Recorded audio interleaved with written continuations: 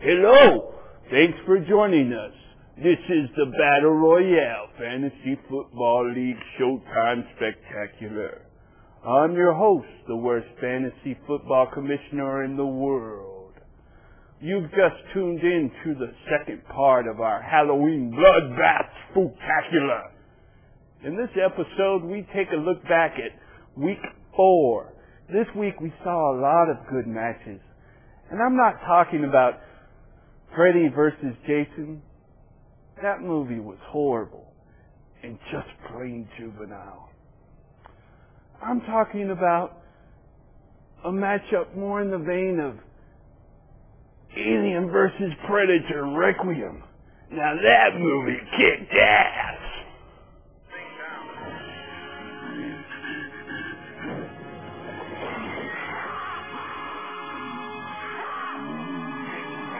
Starting off, we've got the I Beat Pete's versus Dorado's Disasters. The last man standing would be the remaining lossless team in the league. With so much on the line, you would think this game would be gore-tastic.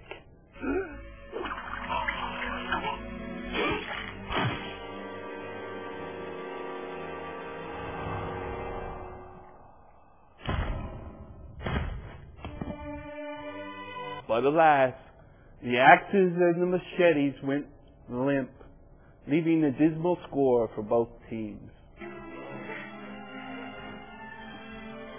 Even Pete's Tom Brady wasn't as terrifying as last week, but he did bring in 26 points. But the Dorado's Wolflesberger was just as less eager for blood with 13 points.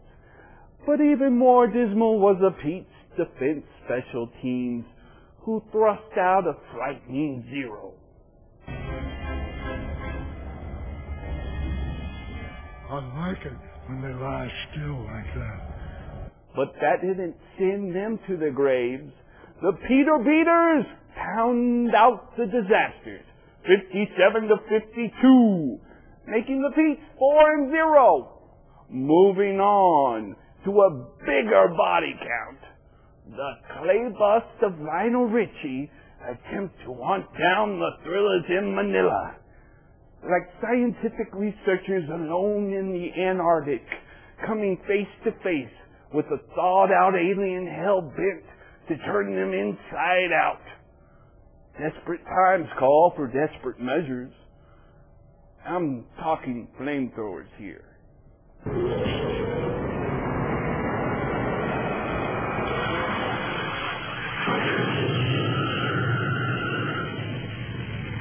The clay bus want to live, with QB Phillip Rivers bringing 30 points and wide receiver Miles Austin harnessing 29.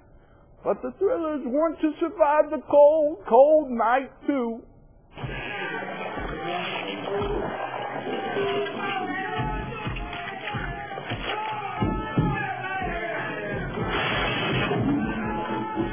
With Peyton Manning heaving in 27 points and running back Ricky Williams slapping in another 27 points. But when you add it all together, the Thrillers leave the Lionels out in the cold. The Thrillers win 134-30. Sound of silence can be just as haunting as a field of screams. Who is better at prevailing that deadly silence but a good defense special teams? It was a battle of the defense on the field for the matchup of the modest Mariachi versus the Fever Blisters. Like eerie ventriloquist dolls, sitting and waiting for the right moment to kill.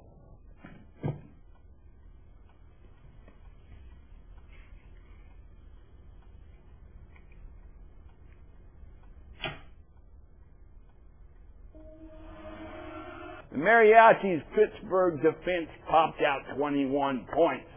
The Fever's Philadelphia defense hammered out 23. But with the dearie subtle ventriloquist dummy spooky silence.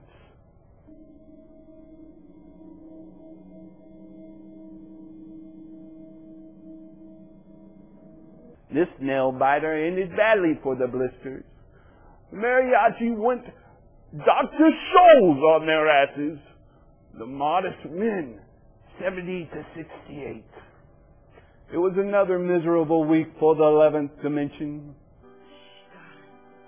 Trust me. God's sake. It's for the best. Hey, please. They took on the Leche Negro, who, like a half-human, half-vampire with Titan ninja skills, went on a blade-slashing rampage.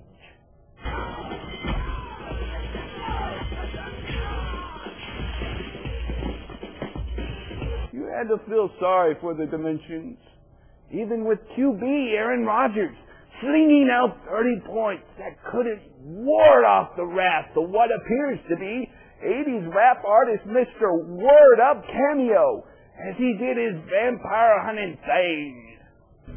Some motherfuckers are always trying to ice skate uphill.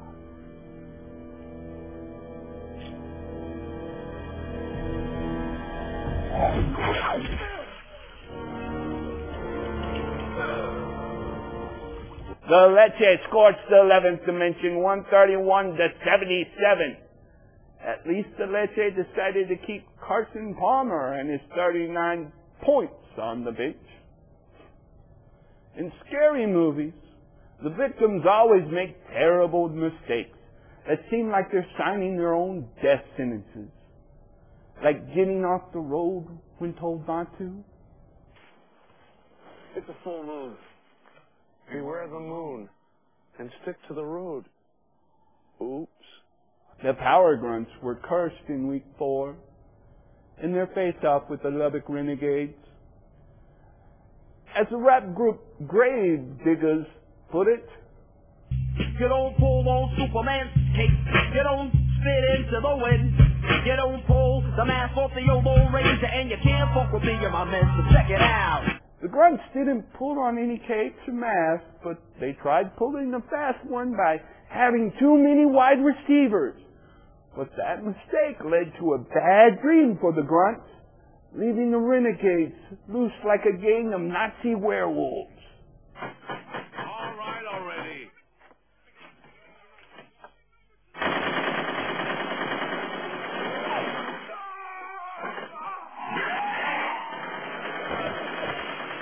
Ladies and gentlemen.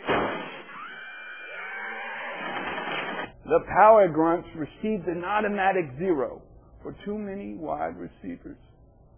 The Renegades win with 73 points.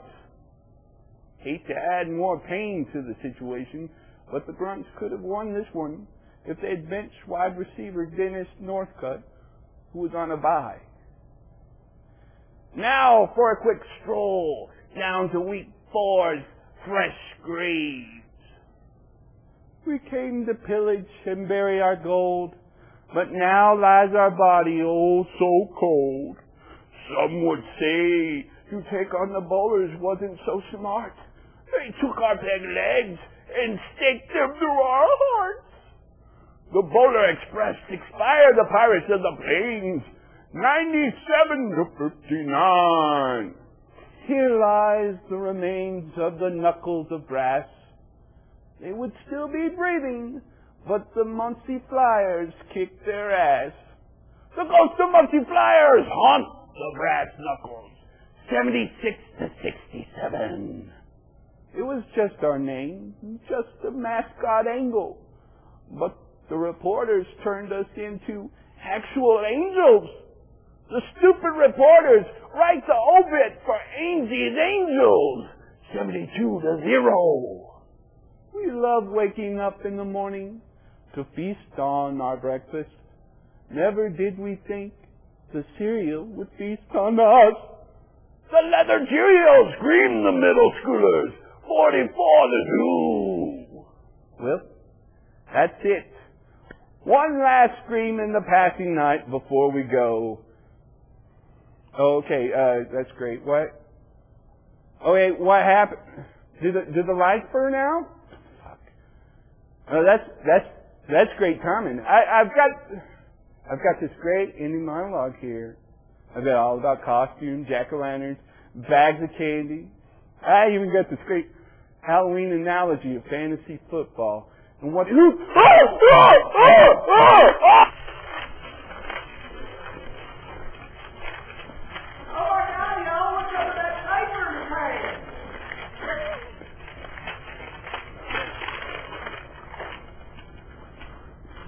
don't pull on Superman's cape. You don't spit into the wind. You don't pull the mask off the old Lone Ranger, and you can't fuck with me, you're my man. So check it out. Here comes the rain.